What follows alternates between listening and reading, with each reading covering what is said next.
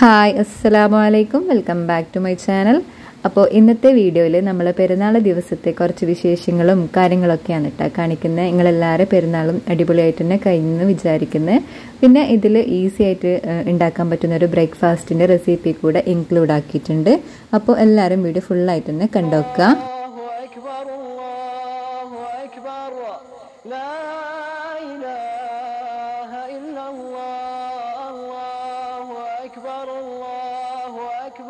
അപ്പോൾ ഇതാ പെരുന്നാളിൻ്റെ അന്ന് രാവിലെ ബ്രേക്ക്ഫാസ്റ്റിന് വേണ്ടിയിട്ട് ഗോതമ്പ് പൊടിനെ കൊണ്ടുള്ള അപ്പാണ് ഉണ്ടാക്കുന്നത്. പാലപ്പയില്ലേ, അതാണ് റെഡിയാക്കി എടുക്കുന്നത്. അതിന് വേണ്ടിയിട്ട് ഒരു മിക്സിയുടെ ജാറിലേക്ക് 1 കപ്പ് ഗോതമ്പ് പൊടി ചേർത്ത് കൊടുത്തിട്ടുണ്ട്. പിന്നെ അതിലേക്ക് 1/2 കപ്പ് തേങ്ങയാണ് ഇട്ട് കൊടുത്തിട്ടുള്ളത്. 1 കപ്പ് ഗോതമ്പ് പൊടിക്ക് 1/2 കപ്പ് തേങ്ങ ചേർത്ത് കൊടുക്കുക. പിന്നെ ഒരു 1/2 ടീസ്പൂൺ അളവിൽ ഇൻസ്റ്റൻറ്റ് ഈസ്റ്റ് ചേർത്ത് കൊടുത്തിട്ടുണ്ട്. ഒരു 3 സ്പൂണ് പഞ്ചസാര കൂടി ചേർത്ത് കൊടുക്കുക. പിന്നെ അതിലേക്ക് ഇളം ചൂടുവെള്ളമാണ് ചേർത്ത് കൊടുക്കുന്നത്. ഇനി ഇതെല്ലാം കൂടി നല്ലോണം ഒന്ന് അരച്ചെടുക്കുന്നുണ്ട്.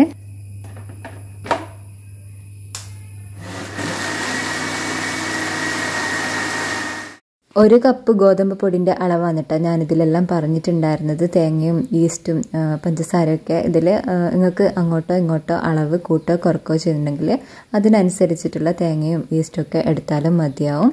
പിന്നെ ഇത് നമ്മളെ മക്കൾ സ്കൂളിൽ പോകുന്ന സമയത്തെല്ലാം ഈസി ആയിട്ട് പെട്ടെന്ന് തന്നെ റെഡിയാക്കാൻ പറ്റുന്ന ഒരു ബ്രേക്ക്ഫാസ്റ്റാണ് എല്ലാവരും ഉണ്ടാക്കി നോക്കുക. അങ്ങനെ ഇതാ ബ്രേക്ക്ഫാസ്റ്റിന് വേണ്ടിയിട്ടുള്ള അപ്പത്തിൻ്റെ മാവ് ഇവിടെ റെഡിയാക്കി എടുത്തിട്ടുണ്ട്. ഇനി ഇതൊരു 2 മണിക്കൂർ വരെ റെസ്റ്റ് ചെയ്യാൻ വേണ്ടിയിട്ട് വെക്കുന്നുണ്ട്. പിന്നെ ഇതാ മിക്സിയുടെ ജാറ് ഇവിടെ ഒന്ന് കഴുകി വെക്കുന്നുണ്ട് അത് കഴിഞ്ഞിട്ടാണ് കുളിയും പെരുന്നാൾ നിസ്കാരം അങ്ങനത്തെ കാര്യങ്ങൾക്കൊക്കെ വേണ്ടിയിട്ട് പോയിട്ടുണ്ടായിരുന്നത്. പിന്നെ എൻ്റെ പെരുന്നാളിൻ്റെ തലേന്നുള്ള വിശേഷങ്ങളും പ്രിപ്പറേഷൻസൊക്കെ കാണിച്ചിട്ടുള്ള ഒരു വീഡിയോ ചെയ്തിട്ടുണ്ടായിരുന്നു അത് കാണാത്തവരുണ്ടെങ്കിൽ എന്തായാലും ഒന്ന് കണ്ടോക്കണേ. അങ്ങനെ ഇതാ എൻ്റെ കുളിയും ഒക്കെ കഴിഞ്ഞിട്ട് ഞാനും മോളും കൂടിയിട്ടാണ് പെരുന്നാൾ നിസ്കാരം നിസ്കരിച്ചിട്ടുണ്ടായിരുന്നത്. സുബഹിസ്കാരമൊക്കെ കഴിഞ്ഞിട്ടാണ് ഞാൻ അപ്പത്തിന് വേണ്ടിയിട്ടുള്ള മാവ് റെഡിയാക്കിയിട്ടുണ്ടായിരുന്നത്. പിന്നെ കുളിയും പെരുന്നാൾ നിസ്കാരമൊക്കെ കഴിഞ്ഞ് രാവിലെ ഇടുന്ന നോർമൽ ഡ്രസ്സ് ഉണ്ടാവുമല്ലോ, ഡെയിലി വെയർ ആയിട്ടുള്ള ഡ്രസ്സാണ് രാവിലെ തന്നെ പെരുന്നാളിന് ഇടാൻ. അങ്ങനെ ആ ഡ്രസ്സൊക്കെ ഇട്ട് കുറച്ച് ഫോട്ടോസൊക്കെ എടുത്തതിന് ശേഷമാണ് പിന്നെ കിച്ചണിലേക്ക് പോവാം. അങ്ങനെ ഇതാ പെരുന്നാളിൻ്റെ രാവിലെ തന്നെയുള്ള ഡ്രസ്സെല്ലാം ഇട്ട് മൊഞ്ചായിട്ട് കുറച്ച് ഫോട്ടോസും വീഡിയോസും ഒക്കെ എടുത്ത് ഇങ്ങനെ ഷോ കാണിക്കാൻ ചെയ്യുന്നത്. ഈ ഒരു ഡ്രസ്സാണ് എൻ്റെ പെരുന്നാളിൻ്റെ രാവിലെ ഉള്ളത്. എല്ലാവർക്കും ഇഷ്ടമായോ ഇല്ലയോ എന്നൊന്ന് കമൻറ്റ് ചെയ്യണേ.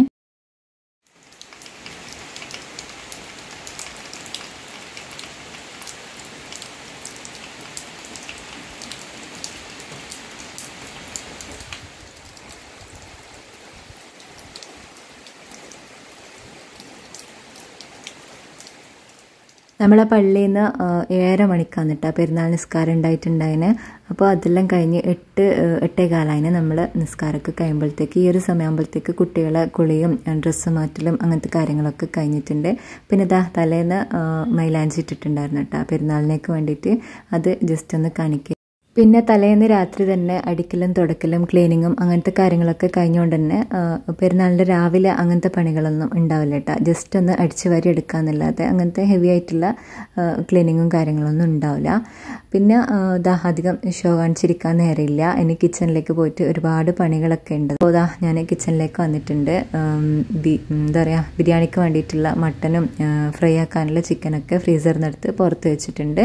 ഇനി വേഗം തന്നെ കുറച്ച് ചായ കുടിക്കലാന്ന് കുട്ടികൾക്ക് സ്കൂളുള്ള ദിവസമാണെങ്കിൽ രാവിലെ എത്ര നേരം കഴിഞ്ഞിട്ട് ചായ കുടിച്ചാലും പ്രശ്നമൊന്നുമില്ല അല്ലാത്ത ദിവസങ്ങളിൽ രാവിലെ എണീച്ച ഉടനെ തന്നെ ചായ കിട്ടിയിട്ടില്ലെങ്കിൽ എന്തെല്ലാം വല്ലാത്തൊരു കളിച്ചാണ് വയറ്റൊന്നും ഉണ്ടാവുക.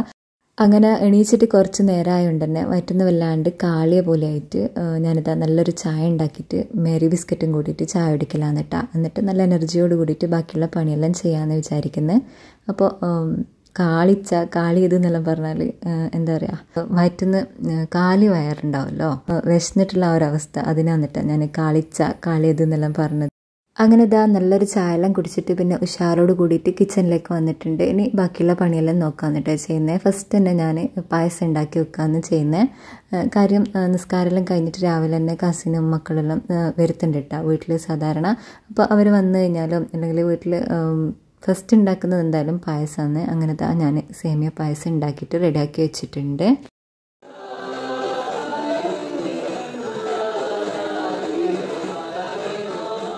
അങ്ങനെ കിച്ചണിൽ എൻ്റെ പായസമെല്ലാം റെഡി ആകുമ്പോഴത്തേക്ക് കുട്ടികളും എണീച്ച് ചായ കുടിച്ച് ആക്റ്റീവായിട്ടുണ്ട് കേട്ടോ. അങ്ങനെ പാട്ടും ഡാൻസുള്ളായിട്ട് അവരും പെരുന്നാൾ ഒരു ഭാഗത്തുനിന്ന് ആഘോഷിക്കുന്നുണ്ട്.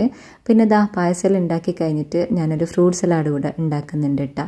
ഈ ഒരു ഫ്രൂട്ട് സലാഡ് അടിപൊളി ടേസ്റ്റാണ്. ഇതിൻ്റെ റെസിപ്പി ഞാൻ മുന്നേ അപ്ലോഡ് ആക്കിയിട്ടുണ്ട്.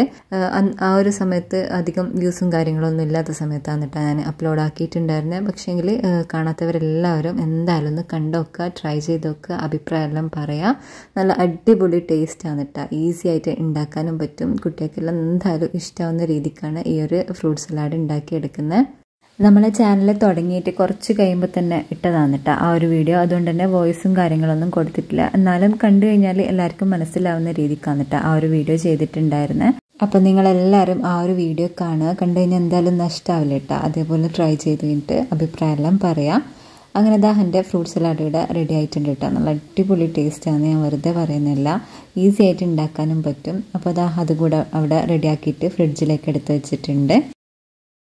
അപ്പോൾ ഇതാ ഇനി ബ്രേക്ക്ഫാസ്റ്റ് ഉണ്ടാക്കാൻ വേണ്ടിയിട്ട് സ്റ്റാർട്ട് ചെയ്യാൻ കേട്ടോ. അതിന് വേണ്ടിയിട്ട് നമ്മൾ അപ്പത്തിൻ്റെ മാവ് ദാ നല്ലോണം പൊങ്ങി വന്നിട്ടുണ്ട്. ഇപ്പോൾ ഏകദേശം ഒരു 1.5-2 മണിക്കൂറിൻ്റെ അടുത്തായിട്ടുണ്ട് കേട്ടോ മാവ് റെഡിയാക്കി വെച്ചിട്ട്. അപ്പോൾ ഇതാ നല്ല അടിപൊളിയായിട്ട് പൊങ്ങി വന്നിട്ടുണ്ട്.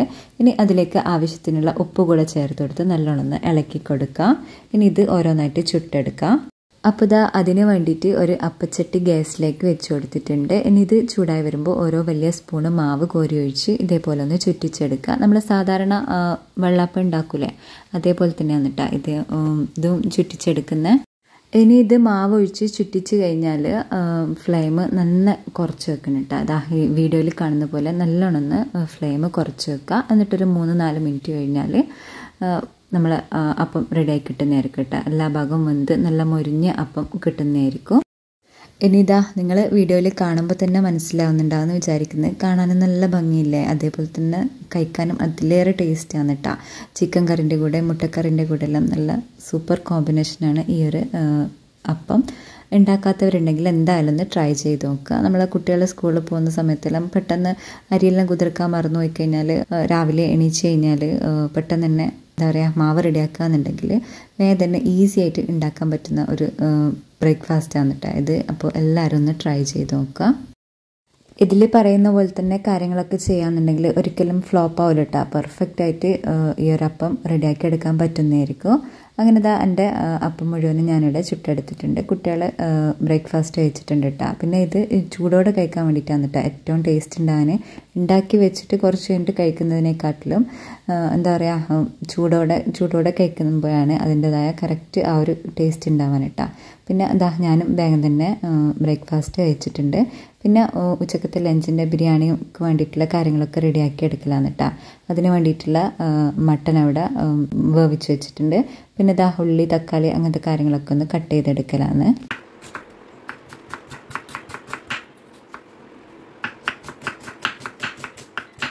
എല്ലാ പണിയും കൂടെ ഒന്നിച്ച് ചെയ്യാണ്ട് ഇതേപോലെ ഓരോ കാര്യങ്ങൾ ചെയ്ത് കംപ്ലീറ്റ് ആക്കി കഴിഞ്ഞതിന് ശേഷമാണ് കേട്ടോ അടുത്തത് ഞാൻ റെഡിയാക്കലുള്ളൂ. അല്ലാന്നുണ്ടെങ്കിൽ പായസം ഉണ്ടാക്കുന്നതിൻ്റെ നടുക്ക് ഫ്രൂട്ട് സലാഡ് ഉണ്ടാക്കുക, പിന്നെ അതിൻ്റെ നടുക്ക് ബിരിയാണിക്ക് വേണ്ടിയിട്ടുള്ള കാര്യങ്ങൾ ചെയ്യുക. കിച്ചനും മൊത്തത്തിൽ വൃത്തികേടാവും. പിന്നെ നമ്മളെ പണികൾ മൊത്തത്തിലൊന്ന് കൺഫ്യൂഷനായി പോകട്ടോ. പിന്നെ ഒന്നും തീരാത്ത ഒരു കോലത്തിലാണ് ഉണ്ടാവുക. അപ്പോൾ അങ്ങനെ ഉണ്ടാവാതിരിക്കാനും വേണ്ടിയിട്ട് ഞാൻ ഓരോരോ പണി കംപ്ലീറ്റ് ആക്കിയതിന് ശേഷമാണ് കേട്ടോ ഓരോ അടുത്ത പണി തുടങ്ങാറുള്ളത്. പിന്നെ എന്താണെന്നറിയില്ല കേട്ടോ, ചെറിയ പെരുന്നാളിൻ്റെ ആ ഒരു ഉഷാറൊന്നും വലിയ പെരുന്നാൾക്കില്ല. ഈ സമയമാകുമ്പോഴത്തേക്ക് എന്താ പറയുക ചോറിലുണ്ടാകുന്ന ആ ഒരു സമയമാകുമ്പോഴത്തേക്ക് തന്നെ വീട്ടിൽ ആരെങ്കിലുമൊക്കെ വരുത്തുണ്ട് കേട്ടോ. ഗസ്റ്റും കയറി ഇറങ്ങാനൊക്കെ വരാറുണ്ടായിരുന്നു. ഇപ്രാവശ്യം ആരും അങ്ങനെ വന്നിട്ടുണ്ടായിരുന്നില്ല കേട്ടോ. പുറത്ത് നല്ല മഴ പെയ്യുന്നുണ്ട്. പിന്നെ എന്താ പറയുക അധികം വീട്ടിലും പനിയും തണുപ്പും അങ്ങനത്തെ കാര്യങ്ങളൊക്കെ ആയിട്ട് ആർക്കും അങ്ങനെ വരാനും പോകാനൊന്നും പറ്റാത്ത ആ ഒരു അവസ്ഥയിലാണ് കേട്ടോ ഉണ്ടായിരുന്നത്. അങ്ങനെ ഇതാ എൻ്റെ ചോറെല്ലാം റെഡി ആയിട്ടുണ്ട്. പിന്നെ ചിക്കൻ ഫ്രൈയും തൈരും അങ്ങനത്തെ കാര്യങ്ങളെല്ലാം റെഡിയാക്കി വെച്ചിട്ടുണ്ട്. പിന്നെ ആ ഒരു സമയം വരെയുള്ള പാത്രങ്ങളൊക്കെ ഒന്ന് കഴുകിയെടുക്കലാണ് കേട്ടോ.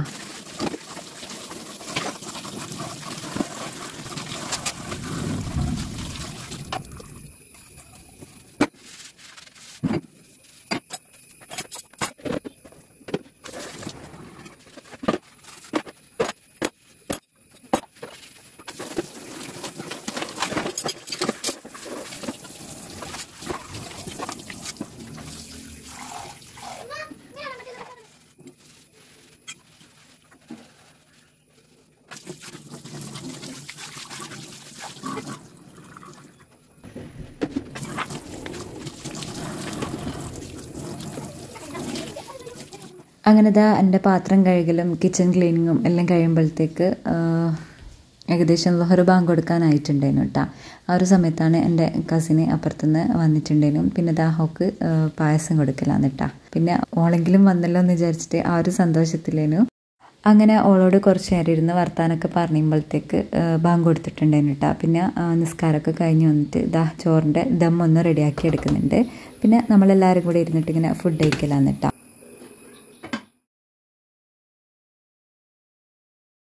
നമുക്ക് പെരുന്നാളിന് ഉച്ചക്ക് മട്ടൻ ബിരിയാണിയും ചിക്കൻ ഫ്രൈയും പിന്നെ അതേപോലെ തൈര് കച്ചമ്പറും നാരങ്ങ അച്ചാറും വന്നിട്ടാണ് ഉണ്ടായിരുന്നത്. നിങ്ങളൊക്കെ എന്തൊക്കെയാണ് ഉണ്ടാക്കിയെന്ന് ഒന്ന് കമൻ്റായിട്ട് അറിയിക്കണേ. അങ്ങനെ നമ്മൾ ചോറ് തിന്നുകൊണ്ടിരിക്കുന്ന സമയത്ത് പള്ളിയിൽ നിന്ന് ഇറച്ചി കൊണ്ടു തന്നിട്ടുണ്ടായിരുന്നു കേട്ടോ. ഉളുഹിയത്തിൻ്റെ ഇറച്ചിയില്ലേ, അത് കൊണ്ടു തന്നിട്ടുണ്ടായിരുന്നു. പിന്നെ ചോറെല്ലാം തിന്ന് പാത്രമൊക്കെ കഴുകി ആ ക്ലീനിങ്ങൊക്കെ കഴിഞ്ഞിട്ടുണ്ട് കേട്ടോ.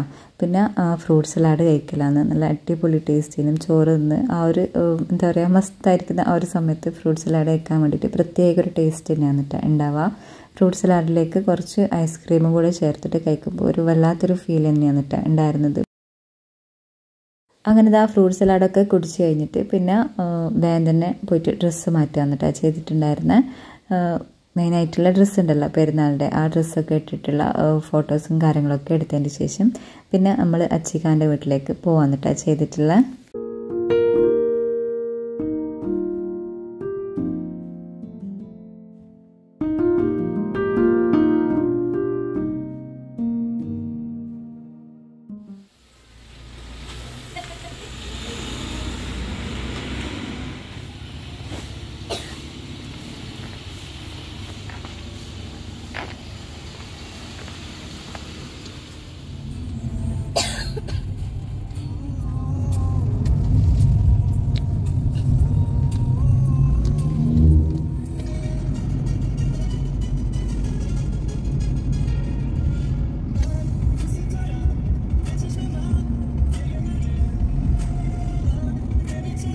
അങ്ങനെ ദാ നമ്മൾ അച്ചിക്കാൻ്റെ വീട്ടിലേക്ക് എത്തിയിട്ടുണ്ട് കേട്ടോ. ഇനിയിപ്പോൾ ഇവിടെ കുറച്ച് നേരം ഇരുന്ന് വർത്താനെല്ലാം പറഞ്ഞ് ചായയെല്ലാം കുടിച്ചിട്ട് ആണ് നമ്മൾ തിരിച്ച് വന്നിട്ടുണ്ടായിരുന്നത്.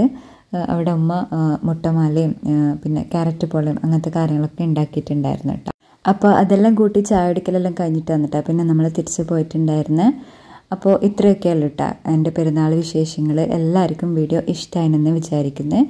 വീഡിയോ ഇഷ്ടപ്പെട്ടാൽ പ്ലീസ് എല്ലാവരും ഒന്ന് ലൈക്ക് ചെയ്യുക. പിന്നെ നിങ്ങളെ വിലയേറെ അഭിപ്രായം എല്ലാം ഒന്ന് കമൻ്റായിട്ട് അറിയിക്കുക. നമ്മളെ ചാനൽ ആദ്യമായിട്ട് കാണുന്നവരുണ്ടെങ്കിൽ ഒന്ന് സബ്സ്ക്രൈബ് ചെയ്തിട്ട് സപ്പോർട്ട് ചെയ്യുക. ബെല്ലൈക്കണിൽ ഓള് കൂടെ ഒന്ന് പ്രസ് ചെയ്യുക. പിന്നെ മുന്നേയുള്ള വീഡിയോസ് എല്ലാം കണ്ടൊന്ന് സപ്പോർട്ട് ചെയ്യുക.